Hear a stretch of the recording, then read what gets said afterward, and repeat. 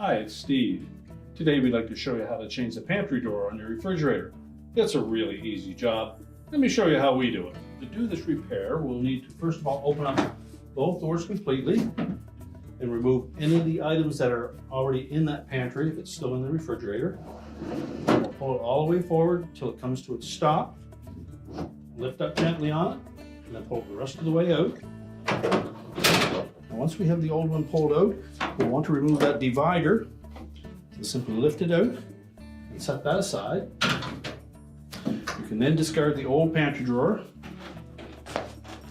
Now when installing the new one, we want to make sure that we line up the rails along the bottom edge of that protrusion. You'll note that there's a little detent towards the front, and that will fit into that little notch on the rails. As well, there is a little hook towards the front that will grasp and hold each of those rails from pulling away from that pantry drawer. So we'll begin by sitting on top of the rails.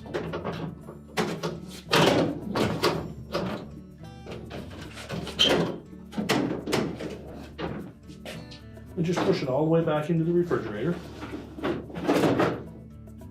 If the door drops down on top of it, it's probably already locked itself in place, but just pull it out until it comes up to the stop and check each side. Verify that the detent is dropped into that slot and the hook is grasped the front of that rail. Do the same on both sides. We can then take our divider, put the elevated end towards the back,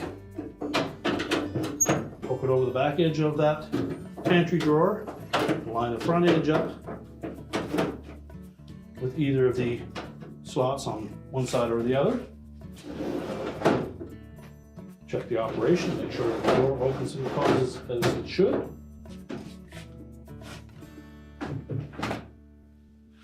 And your repair is complete.